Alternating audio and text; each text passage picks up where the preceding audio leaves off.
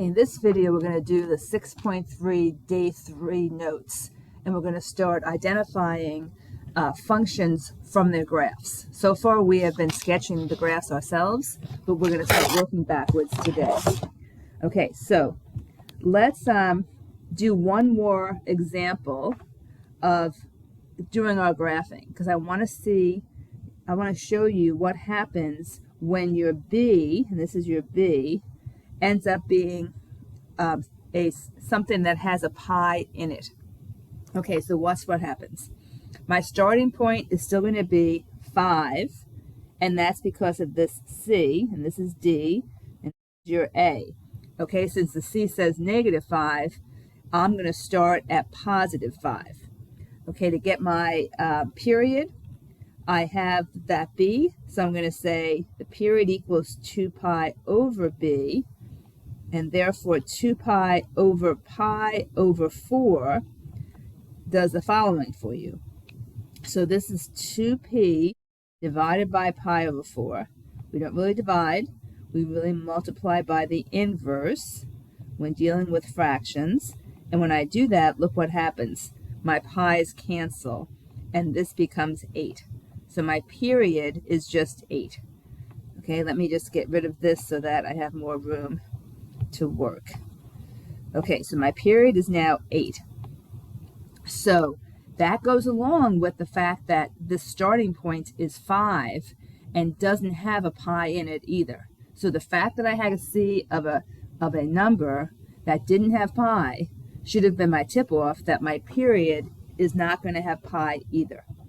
In terms of your t-axis interval length, it's always going to be the period divided by 4. So in this case, you have 8 divided by 4, so that means every angle is 2 units apart. Okay, the midline is your D.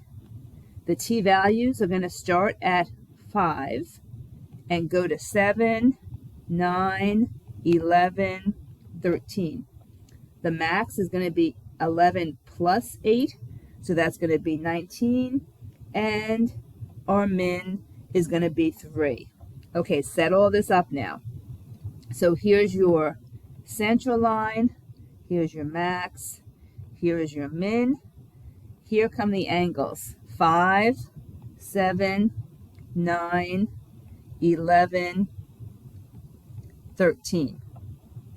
All right, so they're all there for us. So let's now get our sketch, but first I'm going to do my central line. Okay, so I go back up, and is a sine or a cosine? It is a sine, and it's positive, so therefore it's going to start at the central line. Now remember, your angle is 5 and not 0. So start at your central line, go up to the max, back to the central line, down to the min, and back up to the central line. And there you have it. Okay, so that's a curve that has a period length that does not include pi. Okay, so let's keep going. Okay, look here. This gives you kind of an overview of how we're going to handle this next section. So if you look at the curve that you see in red, you can see that there's a series of sine and cosines. Because remember, the sine and cosine curve goes on forever and ever. We tend to look sometimes just between 0 and 2 pi, but that's an artificial limitation. Okay, so let's see what the drawing patterns are. So drawing pattern means tell me whether it is. So drawing pattern is going to be, do I mean sine, and do I mean plus or minus sine, or do I mean cosine? And in that regard, also plus and minus. Okay, so if I'm going to work from negative pi to pi, let's just highlight that section. So negative pi is starting at the blue. So why don't I use my blue? Okay, so here I am. Negative pi to pi. Look at that shape. What is the pattern? So you should say, well, I know it's definitely a sine. And then since the sine is going down first, it is going to be negative sine. All right, that's how we're going to determine that. Okay, how about if I go instead from pi over 2, this is going to be the yellow one. So if I just pick one cycle from pi over 2 all the way to 3 pi over 2, so I go through the full cycle, what is that? Well, that is positive cosine. So that is positive cosine of t. And one last one, if I go from negative pi over 2 to 3 pi over 2. Now, I don't technically have to tell you where you're going to end because you're going to go one full cycle. So you have to know when a cycle is done. So negative pi over 2 is here. So I'm going from here. Why don't I get rid of my other colors so that you can see a little better what I'm doing. Okay? So I'm going to go from negative pi over 2, which is right here, and go all the way here because that's where the cycle ends. That's a cosine, and the cup is spilling, so it's a negative cosine. Okay? So that's the kind of stuff we're going to be doing, only we're not going to just say, is it positive or negative cosine? We're going to say exactly what is it. All right, so we have this information here, and what I want you to do is to read this. I'm not going to read it to you on this tape because it will just make the tape longer than it has to. Read all of this, and you're going to have to memorize your generic formula so that you can create your formula given the graph that we're going to discuss. Okay, so I'm going to apply what was written in that typed area about the basic steps when I do my graph. Okay, first off, big picture. When you get this little graph, the first thing you should do is look at it kind of holistically. And if you can start against the y-axis, do so. But the first thing I always do is figure out what is the central line. So over here, I'm going to say, okay, my D is going to be my max value plus my min divided by 2. Your D is like averaging your test grades. If you average 2 of them together, you would divide by 2 after you add them, right? So your max is going to be, let's see if we can read what this is. That is a 9. So I have 9 plus my min is a 1. 9 plus 1 divided by 2 equals 5. That is my central line. Put that in first. Okay, here's your central line. Okay, so now we have a D. So I'm going to keep my little list over here. D is 5, and that's how I got it. Next, get your amplitude. Your amplitude is the distance from the top to a midline or from the bottom to the midline. Either way, you'll get the same number, and it may be best for you to check both so that you know you have placed your D in the correct spot. Okay, 1, 2, 3, 4. My amplitude in this case is 4. Okay, next thing. I now have 2 things taken care of. I say also to get the B. The B is probably the harder of the things to take care of. So look at your central line. See if you can start at 0 and have that be truly the beginning of a trig function. And it is, because look what's going to happen. If I start here, isn't that where sine would start? And it ends here. So your period length is 2 pi over 3 minus 0, which is really easy to deal with. So the period is going to be 2 pi over 3. Okay, I need the B now. So what does the B equal? Well, so this is my new period, right? So in order to figure out the B, I take 2 pi over B. That's how I would calculate the new period. I'm just calculating it from the graph because I have a graph. So 2 pi divided by B. So that's 2 pi divided by 2 pi. Well, excuse me, let's not do that. Let me go back a second. Okay, 2 pi over B is the new period. So if my new period that I just measured is 2 pi over 3, what must B be? Well, you can just line it up and say, oh, since the 2 pi's match in the numerator, the denominators must match, and therefore b is 3. So now I have everything I need. So next thing, now look and see where they want us to start. Okay, so I'm going to eliminate some of these dots. I want to eliminate this, eliminate that. I'm going to get rid of these for right now, and I'm going to put my center line back in so I have a clean graph. Okay, so they say to me, t is 0. So if t is 0, then I would write that, but I don't need to really write that, right? Because there's no movement off of the y-axis. So if t is 0, it is the graph I just said to use to find your b. Okay, that's my sine curve. Okay, so what is that curve? Well, is it positive or negative? Sine's going up, so it's positive. Y equals positive. I would write the positive because you want to make sure that you've thought about all these features. It's a sine. What is my amplitude? My amplitude is 4. It's sine. I don't really need the t, right, because that is fine the way it is. I don't need a number besides the t, I should say. I need my b next, which is 3. Then comes the t without parens because I don't need them. And then what's my d? Plus 5. Done.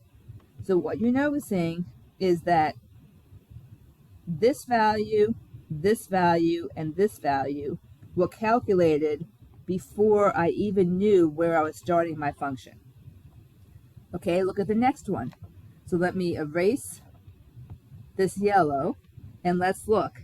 Now I'm going to start at t equals negative pi over 6. That means that I'm going to say t plus pi over 6 in my equation. So where is the angle negative pi over 6? That is going to be right here. So I have to go a full cycle. So that means I have to go up. This is going to be a cosine because it started at our lowest point. I have to go a full cycle, which means I have to get back to the lowest point. Okay, so now I have something to work with. I see where I am. I know that I'm going to write my equation, and it's going to be y equals, it's a positive. Is it a positive or a negative? It's a negative, right? It's cosine. Negative, my amp is still 4. This is cosine. What else do I know? My period is still 3, or my b is still 3, I should say. But now I have to say t plus pi over 6 and plus 5. So once again, these 3 numbers are the same. Once I determine them, I get to use them over and over again. What do I have to figure out with this graph? I need to always figure out if it's plus or minus, what trig function it is, and the t, how that looks. So basically I have to work with the c. Okay, so the orange is what I have to find out based on the angle they give me. The yellows I can determine based on the initial graph. Okay, we've got one more. So this says t equals 2 pi over 3. So figure out where that is. Okay, 2 pi over 3 is right over here. That's the angle. Here's where it starts. So this is the sine function. Let's let it play out. Okay, that's my full function. So if I started at a positive place, then I must have had this be minus 2 pi over 3. Okay, let's get our equation. That's a sine. It's a positive sign. So this equation is going to be y equals positive 4 sine 3 t minus 2 pi over 3 plus 5. Done. Okay, let's continue. Okay, here is another one. So for number 2, I'm going to do the same thing. So I want to first find A, B, and D. So looking at this, I'm going to say my max, so to get my D, max plus min over 2. So that's going to be 8 plus a negative 2 over 2. So that's going to be 6 over 2, which is 3. 3 is my central line. Here's my central line. From the center line, you can figure out your A. So I'm going to count just up. 1, 2, 3, 4, 5. A is 5. Okay, let's see if we can figure out a period. Okay, this time I can't just start at 0 because it's not the beginning of a trig curve. So why don't I start here? If I start there, that ends here. That's a full sine. What is the length of time it takes to travel from the beginning to the end? So that's going to be 14 minus 2. So working at B, I need to first figure out the period, which is 14 minus 2. So that's going to be 12.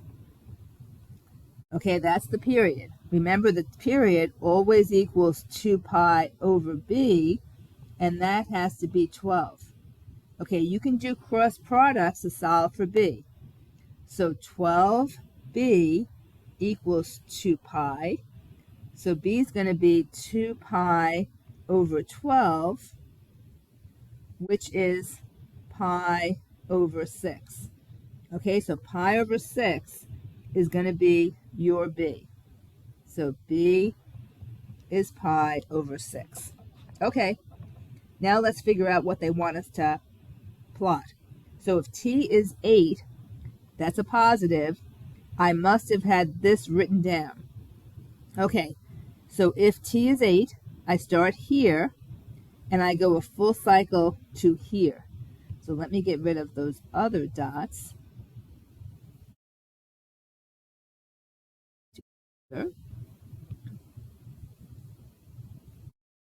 The line's still present. I started here, and this is the curve that I have.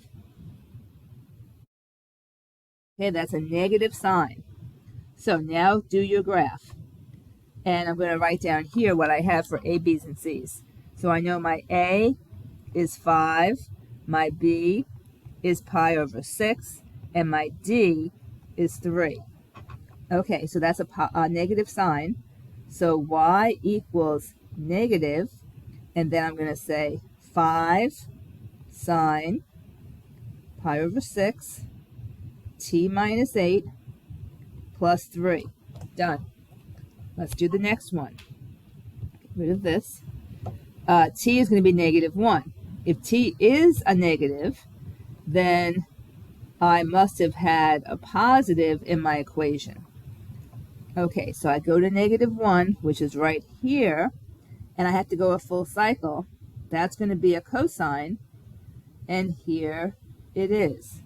It's a negative cosine. So now I'm going to write my equation. Y equals negative 5 cosine pi over 6 t plus 1 plus 3. So just to re-emphasize something, these values do not change. Once you calculate them, you are good. What does change, depending on where your t is, where your starting point is the orange. This is what's changing. Okay? All right, let's continue. Okay, here's another one. So for this one, get your D.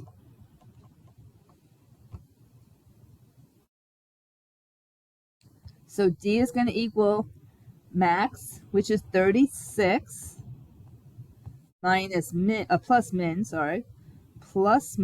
which is 4, all divided by 2. That's 40 divided by 2, which is 20. So D equals 20. Sketch it in, and it should look like it's in the middle. If it doesn't, check your calculations. Make sure that you've done that correctly. There's my D. Then get your A by counting, but carefully because look, I'm going by 4s. So I'm going to go up 1, 2, 3, 4, but each step was 4, so I'm actually going 16. So my amplitude is 16. The next thing is going to be the period. I can't start up against the y-axis, but that's okay. Why don't I start, I think I'll start here at the top of a cosine and then go to the rest of the cosine. So that's the period length. So I'm going from 10 to 34. So the period length, the period itself, is 34 minus 10, which is 24. So that's the new period of this graph. So I know that I need to get the b now. So 2 pi over b gives me that new period. So go ahead and do your cross products. 24b equals 2 pi. b therefore equals 2 pi over 24, which is pi over 12. Okay, that is your b. So over here, I'm going to put my b so I can see it right away. So this is going to be pi over 12. Okay, get rid of these numbers, get rid of those dots, and then let's see where they're wanting us to start. Okay, if t is 10, then it must have said t minus 10 in my equation. Start at 10. Oh, it's going to be exactly where I picked up. Isn't that something? Okay, so that's my curve that I need an equation for. Here we go. Okay, to get that equation, I'm going to just say y equals, I see it's a positive cosine. So positive, I need my amp, my a for my amp. 16 cosine, b comes next, pi over 12, parentheses, t minus 10, plus the midline, which was the 20. Done. Okay, let's do the next one. Same idea. If my t is 22, so I'll change the color so it doesn't run over, I must have had t minus 22 in my equation. Go to 22, see where you get a full cycle. Here's your full cycle, right there. That's a negative cosine. So y equals negative 16 stays the same. It's also a cosine, but it's negative. The pi over 12 stays the same. Now I have t minus 22 plus 20. Done. All right? You should be getting the hang of it. Let's do another one. So this is number 4. So number 4, same idea. Get your d. So your d is going to equal 16 plus 8 over 2. So what does that give me? That's going to give me 24 divided by 2. So I know that my d is 12. Next, get your amplitude. After I sketch in my d, it's easier to see. So 2, 4, my amplitude equals 4.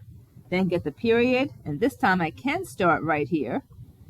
That makes it a little bit easier to read. And where does sine end? Here. So my period is 4. So I know that 2 pi over b equals this period. So let's find b. Multiply, cross products.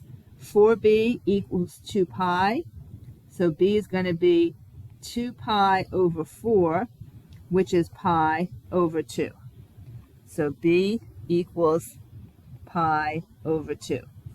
Okay, let's get rid of those little dots. And let's look for t equals negative 3.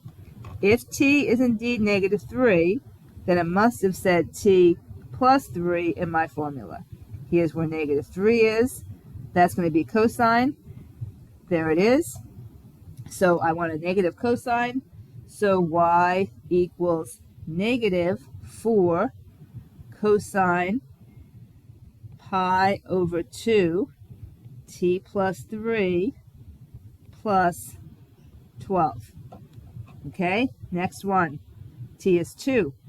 If t is 2, it must have said t minus 2 in my equation. Here's where t is.